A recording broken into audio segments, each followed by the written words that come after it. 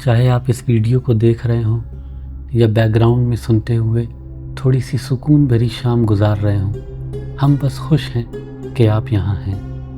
ہر detail پکڑنے کی ضرورت نہیں، بس کہانیوں اور حقائق کو اپنے پاس بہنے دیجیے جیسے بھی آپ کو ملے، اور ویڈیوز وہ صرف تھوڑی سی تصویر جھلک کے لیے ہے۔ دیکھنا ضروری نہیں، لیکن مزہ پھر بھی آئے گا۔ تو ایک کپ چائے پکڑیں، آرام سے بیٹھیں اور دنیا کے شور کو تھوڑی دیر کے لیے بھول جائیں۔ مشرقی ایشیا میں بھوت اور روحانی معاملات صرف عام ہی نہیں بلکہ انہیں بہت ہی گہری پابندی کے ساتھ لیا جاتا ہے۔ یہ خاص طور پر جاپان میں نظر آتا ہے، جو دنیا کے سب سے ترقی یافتہ، پڑھے لکھے اور امیر ملکوں میں سے ایک ہے۔ جاپان کے پرانے مذہب شنٹوئزم میں یہ یقین ہے کہ ہر مخلوق میں کامی ہوتا ہے، جسے خدا، روح یا مقدس طاقت کے طور پر سمجھا جا سکتا ہے۔ اگرچہ جاپان میں شنٹو مذہب کے ماننے والے لوگوں کی تعداد کم ہو رہی ہے، لیکن اس مذہب کے روحانی عقائد اتنے گہرے ہیں کہ یہ روزمرہ کی زندگی کا ضروری حصہ بن گئے ہیں۔ چاہے بات اچھے نصیب کے تعویذ کی ہو جو کپڑوں پر پہنے جاتے ہیں، رات کے وقت پانی کے رسومات ہو، یا پھر وبا سے پاک کرنے والی بڑی رسمیں جیسے کیوٹو کا مشہور گیون فیسٹیول۔ شنٹوئزم بہت حد تک جاپان کی پہچان بناتا ہے اور روحانی دنیا کو دیکھنے اور اس سے متاثر ہونے کی صلاحیت دیتا ہے۔ ان کا معاشرہ حفاظتی روحوں کے ساتھ ساتھ بری روحوں اور شیطانی طاقتوں سے بھی گھرا ہوا ہے، جن کے نتیجے تاریخ میں بہت بار لکھے گئے ہیں۔ سمپل بات ہے، جاپان کے جزیروں میں روحانی حرکتوں کو نہ ماننا تھوڑی سی نادانی ہوگی۔ آج ہم ایک بہت مشہور قصے کی چھان بین کریں گے۔ تائرا نو ماساکاڈو کی لعنت کی کہانی ایک سامورائی جنگجو جو 940 AD میں دھوکہ کھا کر قتل کیا گیا اور اس کا سر کاٹا گیا، وہ آج بھی اتنا خوفناک ہے کہ بینکوں نے اس کے نام پر چیکنگ اکاؤنٹ کھول کر اسے رشوت دینے کی کوشش کی ہے۔ سال 940 قبل مسیح، تائرا نو ماساکاڈو ایک خوفناک سامورائی جس نے مرکزی جاپانیز حکومت کے خلاف پوری جنگ کا اعلان کیا تھا، بانس کی جھاڑیوں میں کھڑا تھا۔ داستان کے مطابق جب ہوا اتر سے جنوب کی طرف بدلی اور بانس ہلنے لگے، ایک تیر ماساکاڈو کو لگا اور وہ زمین پر گر گیا۔ اس کے بچے ہوئے چند سپاہی دشمن کے حملے میں مر گئے۔ انہوں نے دیکھا کہ ماساکاڈو کا اپنا چچیرا بھائی جنگل سے نکلا اور بادشاہ کے حکم پر اس کا سر کاٹ دیا، لیکن یہ خوفناک انجام کیسے آیا؟ ماساکاڈو کی زندگی کے شروعاتی برسوں کے بارے میں زیادہ معلومات نہیں، کیونکہ یہ لکھے ہوئے ریکارڈز نہیں ہیں۔ سچے ریکارڈز صرف 900 کے شروعات میں ملتے ہیں، جب یہ جوان سامورائی اپنے والد کی دفن کے لیے گھر بلایا گیا۔ اس کا خاندان ایک بڑی کھلی حویلی میں رہتا تھا جو جنگل کے قریب ایک ندی کے کنارے تھی۔ وہاں اس کا سامنا اپنے چاچاؤں سے ہوا۔ ماساکاڈو کے والد جاپان کے مشرقی علاقوں کے بڑے زمیندار تھے، اور اس کے چاچاؤں نے پوری جائیداد پر قبضہ کرنے کا پلان بنایا۔ اس کے نتیجے میں ماساکاڈو اور اس کے چاچاؤں کے درمیان جھگڑا شروع ہوا، جو کئی سال تک خونی جنگ میں بدل گیا۔ اس جنگ نے ماساکاڈو کو ایک جنگجو سردار بنایا اور حکومت کے خلاف سیدھا دشمن، کیونکہ وہ حکومت کو جھوٹا بادشاہ مانتا تھا۔ تائرا نو ماساکاڈو کو 7 فٹ سے زیادہ لمبا، لوہے جیسا مضبوط اور بائیں آنکھ میں 2 پتلیوں والا شخص کہا جاتا تھا۔ وہ کسی کا حکم نہیں مانتا تھا، جو بھی اس کے راستے میں آتا، چاہے وہ شیطان ہو یا خدا، اسے کاٹ دیتا۔ اس بے باک رویے اور اس کے اعلان کے کہ وہ جاپان کا نیا بادشاہ ہے، اسے اس کی پہلی موت تک پہنچایا۔ قتل اور جسم کے ٹکڑے ہونے کے قریب 10 دن بعد ماساکاڈو کا سر کیوٹو پہنچا۔ اس کے چچیرے بھائی نے فخر سے ایک ڈبے میں بند کر کے بادشاہ کو پیش کیا۔ بادشاہ نے اپنی جیت کے گھمنڈ میں سر کو کویوٹو کے مرکزی علاقے میں درخت پر لٹکا کر دکھانے کا حکم دیا تاکہ دوسرے باغیوں کے لیے ایک سبق ہو۔ لیکن جو کچھ مساکادو کی موت اور ذلیل نمائش کے بعد ہوا وہ کہانی سے زیادہ عجیب اور خوفناک ہے۔ ہفتوں بعد جب سر درخت پر لٹکا رہا، کویوٹو کے لوگوں نے دیکھا کہ کچھ غلط ہے۔ سر گل نہیں رہا تھا۔ لوگوں میں چرچا شروع ہوئی کہ شاید یہ جادو یا روحانی طاقت کا اثر ہے۔ مساکادو کا چہرہ جو موت کے وقت اداس تھا روزانہ غصے میں بدلتا گیا۔ اس کی آنکھیں لال ہو گئی اور منہ ٹیڑھا ہونے لگا۔ ہر رات اس کا غصہ بڑھتا گیا اور لوگوں نے سنا کہ سر اپنے جسم کو واپس مانگ رہا تھا۔ یہ غیر طبیعی واقعات سے پریشان ہو کر لوگوں نے فیصلہ کیا کہ مساکادو ایک گوریو بن گیا ہے۔ گوریو شروع میں ایک عزت دار روح کے لیے استعمال ہوتا تھا، لیکن بعد میں یہ ان ایرسٹوکریٹس کی بدروح کے لیے کہا جانے لگا جو سیاسی وجہ سے ناانصافی سے مارے گئے۔ جاپان کی تاریخ میں جب سیاسی بے اتقانی ہوتی تھی، گوریو کا ظہور ہوتا تھا۔ ایسے لوگوں کی روح میں اتنا غصہ ہوتا تھا کہ وہ زمین پر رک جاتی تھی، اور بدھسٹ عقائد کے مطابق وہ 6 راستوں میں سے کسی میں دوبارہ جنم نہیں لے سکتے تھے۔ پرانے لکھاوٹوں کے مطابق گوریو کو شانت کرنے کے 3 طریقے تھے: بدھا کی دعا، یامابوشی شامان دوارا جھاڑ پھونک، یا پھر چائنیز ٹاوئزم سے آیا ہوا اینیو جادو۔ ان رسموں میں روحوں کو شانت کیا جاتا تھا تاکہ ان کا غصہ ختم ہو جائے، لیکن جتنا مضبوط گوریو اتنا مشکل اسے قابو کرنا۔ جب گوریو بہت طاقتور ہو جاتا تو اسے خدا بنا کر پوجا جاتا تھا۔ عجیب بات یہ ہے کہ مساکادو کا خاندان کانمو ہیشی پہلے بھی گوریو کے لیے مشہور تھا۔ 100 سال پہلے جاپان کے 50ویں بادشاہ کانمو نے اپنے بھائی پرنس سوارا پر الزام لگایا کہ اس نے تخت کے لیے سازش کی۔ شاید یہ الزام جھوٹا تھا۔ سوارا کو جلا وطن کیا گیا جہاں اس کی موت ہوئی۔ بادشاہ کانمو کے آخری برسوں میں اس کے بھائی کی روح اسے دکھائی دینے لگی، موت کا خوف دلاتی تھی۔ کانمو نے جاپان کی راجدھانی 2 بار بدلی، لیکن روح سے نہیں بچ سکا۔ آخر اس نے اپنے بھائی کو موت کے بعد بادشاہ کا درجہ دیا اور اسے حفاظتی روح یعنی کامی بنایا۔ تب جا کر سکون ملا۔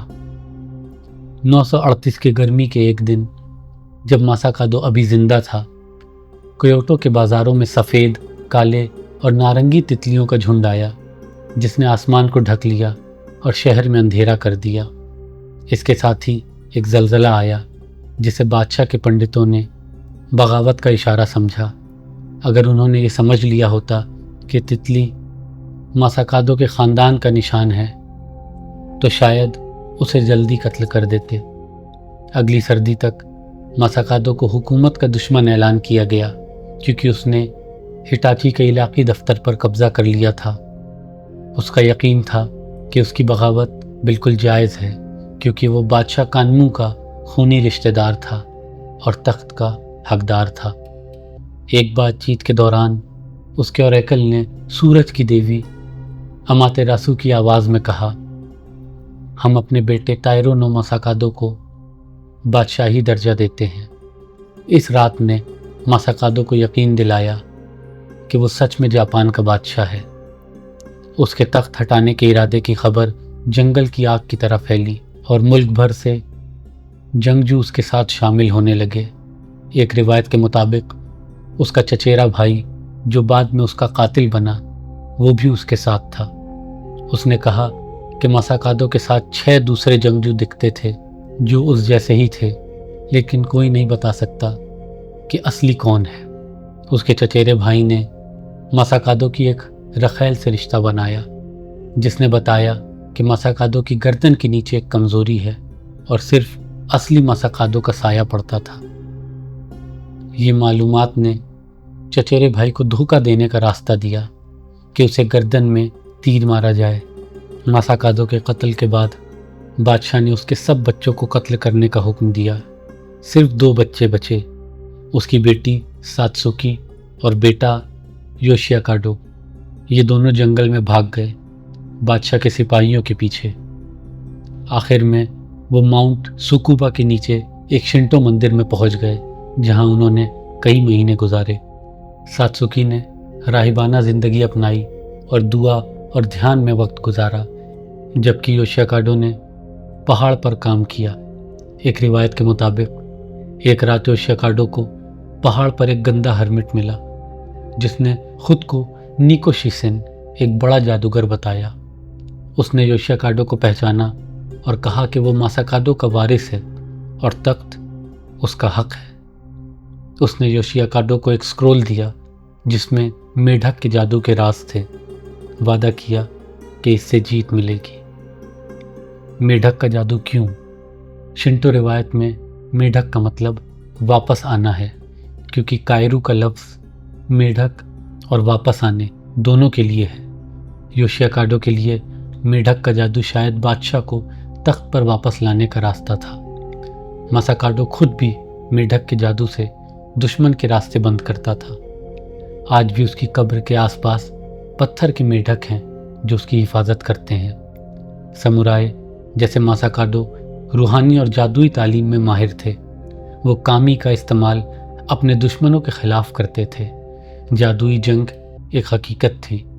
समुराय कत्ल से पहले सफाई और दूर करने की रस्में करते थे ताकि दुश्मन उनका आना न महसूस करे।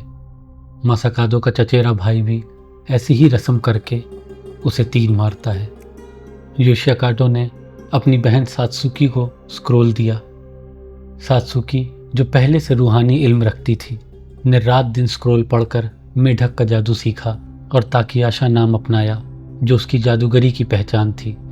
ताकियाशा ने पहले अपने बाप की रूह से राब्ता बनाया, जिसने उसे बगावत का मशवरा दिया। दोनों भाई बहन अपने बाप के किले में वापस गए, बची हुई फौज को जमा किया और ताकियाशा ने रूहों की फौज बुलाई। जब बादशाह को दूसरी बगावत की खबर मिली, उसने अपना बहादुर जंगजू भेजा। रिवायत के मुताबिक ताकियाशा ने कस्बी का रूप धार कर उस जंगजू को बहकाया, उसे शराब पिलाई, लेकिन जंगजू ने उसे पहचान लिया। ताकियाशा ने एक खौफनाक योकाई को बुलाया जिसका नाम गाशाडोकुरो था, जो मासाकादो के मरे हुए सिपाहियों की हड्डियों से बना था। लेकिन जंगजू ने ताकियाशा को कत्ल कर दिया और उसका जादू ख़त्म किया। ये वाक़या ईडो दौर के एक वुड ब्लॉक प्रिंट में दिखाया गया है। मासाकादो का सर क्योटो के मरकज़ी इलाके में दरख्त पर लटका रहा। हर रात सर अपने जिस्म के लिए चिल्लाता था। एक रात एक शख्स ने सर को उसके जिस्म का पता बताया, जिस पर सर मुस्कुराया और खामोश हो गया। चंद दिन बाद ज़मीन हिली, मासाकादो की आंखें लाल हुईं और सर हवा में उठा। दरख्त उखड़ गया और सर बादलों में गायब हो गया। ये थोड़ी अजीब बात है, लेकिन कई जगह के बारे में कहा जाता है कि सर वहाँ गिरा। एक जगह गिफू शहर है जहाँ एक तीर से सर नीचे गिराया गया। नानगुताइशा मंदिर आज भी उस जगह है, लेकिन आखिर में सर एक छोटे से मछली पकड़ने वाले गांव में मिला, जो आज का टोक्यो है। गांव वालों ने मासाकादो के सर को धोकर एक मंदिर बनाया और उसे खुदा बनाकर पूजा शुरू की। उनके लिए मासाकादो एक बहादुर जंगजू था जो नाइंसाफ़ी से मारा गया, लेकिन उसकी रूह शांत नहीं हुई। मंदिर बनने के बाद कब्र से अजीब आवाज़ें आईं, बिजली गिरी और गांव अंधेरे में डूब गया। एक 7 फुट लंबा रूहानी समुराय मासाकादो की कब्र के पास देखा गया। इसके बाद उसकी रूह गांव की गलियों में दिखाई दी। जब गांव शहर बना, मासाकादो की कब्र भूल गई और ख़राब हो गई। 950 से 1616 कबल मसीह तक कई बड़े ज़लज़ले और तबाहियाँ आईं। हज़ारों मारे गए और हर बार मासाकादो की रूह देखी गई। आखिर में एक बड़ी वबा आई और शहर के लोगों ने फैसला किया कि मासाकादो की रूह को शांत करना होगा। उसके अभी भी ना गलने वाले सर को एक मंदिर में ले जाया गया और उसे कामी का दर्जा दिया गया। एक मजहबी फ़िरका बना और लोग ज़ियारत करने लगे। थोड़ी देर के लिए लगा कि रूह शांत हो गई, लेकिन ये सच नहीं था। 1874 में नए बादशाह मेईजी ने मासाकादो के कामी दर्जे को हटा दिया और उसका मंदिर तोड़ने दिया क्योंकि उसे बागी समझा जाता था। सर को एक छोटे मंदिर में ले जाया गया। लोगों ने मेईजी को खबरदार किया था लेकिन उसने नहीं सुनी। इसने मासाकादो के गोरियों को जगाया। 1923 में ग्रेट कांटो अर्थक्वेक ने टोक्यो को तबाह कर दिया। 1,40,000 से ज़्यादा लोग मारे गए। लोगों ने इसे मासाकादो की लानत समझा। इस ज़लज़ले में फाइनेंस मिनिस्ट्री के दफ्तर तबाह हुए और मासाकादो का मंदिर भी टूटा। जब मंदिर खोदा गया तो सर नहीं मिला। मंदिर तोड़ने के बाद नए दफ्तर बनाए गए लेकिन मासाकादो के मानने वालों ने हुकूमत को खबरदार किया। जल्द ही 14 लोग जो कंस्ट्रक्शन से जुड़े थे अजीब तरीके से मर गए। कई लोगों को नामालूम बीमारियां हुईं और जापान के फाइनेंस मिनिस्टर सासोकू सेजी जिसने ये प्रोजेक्ट शुरू किया वो भी मर गया। हुकूमत ने दफ्तर तोड़ा और मासाकादो के लिए नया मंदिर बनाया और एक बड़ी शांति रस्म की। 10 साल बाद मासाकादो की मौत के 1000 साल बाद बिजली गिरी और टोक्यो के ओटेमाची इलाके में फाइनेंस मिनिस्ट्री का दफ्तर जल गया। एक बार फिर शांति रस्में की गई। दूसरी जंग अजीम में अमेरिकन बम्बार्डों ने टोक्यो तबाह किया लेकिन मासाकादो का मंदिर सलामत रहा। जंग के बाद मंदिर की जगह पार्किंग लॉट बनाना था लेकिन बुलडोज़र जब कब्र से टकराया तो उलट गया और ऑपरेटर मर गया। अमेरिकन्स ने ये प्लान रद्द कर दिया। 1980 के दौर में मासाकादो को कामी का दर्जा वापस दिया गया और कोंडा मंदिर में उसके लिए एक कुर्बानगाह बनाई गई। लोगों ने उम्मीद की कि अब रूह शांत हो जाएगी लेकिन उन्होंने खबरदार किया कि जो भी उसकी कब्र को तंग करेगा वो तबाही बुलाएगा। मगरबी दुनिया में हम रूहानी मामलात को नहीं मानते लेकिन जापान में ये बहुत गहरी पाबंदी के साथ लिया जाता है। 1960 से ट्रेन किए हुए लोग मंदिर की सफाई करते हैं। आसपास के दफ्तरों में लोग अपनी कुर्सियां इस तरह रखते हैं कि पीठ मंदिर की तरफ ना हो। बैंक ऑफ टोक्यो मित्सुबिशी ने मासाकादो के नाम पर एक चेकिंग अकाउंट खोला और उसमें रिश्वत के पैसे रखे क्योंकि उसकी ज़मीन करोड़ों डॉलर्स की है। एक टोक्यो के रहने वाले ने ट्विटर पर लिखा, हमारे मुल्क की सबसे गुस्से वाली रूह का बहुत ख्याल रखा जाता है जैसे कोई एटम बम हो। नवंबर 2020 में मासाकादो की कब्र की मरम्मत शुरू हुई ताकि ये ज़्यादा महफूज और मॉडर्न हो। इस दौरान जब कब्र का खाली ढेर हटाया गया तो इबारकी इलाके में 4.3 की शिद्दत का ज़लज़ला आया। ये अजीब है क्योंकि ये ज़लज़ला एनमियोन मंदिर के मैदान में आया जहां मासाकादो का जिस्म उसके छोटे भाई ने दफन किया था। क्या आपको लगता है कि टायरानो मासाकादो की बदले की रूह आज भी मौजूद है? क्या बोलता हुआ सर, मेढक का जादू और हड्डियों का जादू सिर्फ पुरानी दास्तान है? अगर ऐसा है तो जापान के लोग इन्हें इतनी गहरी पाबंदी से क्यों लेते हैं और मासाकादो का सर कहाँ गया? अपने ख्यालात कमेंट्स में बताएं। देखने के लिए शुक्रिया।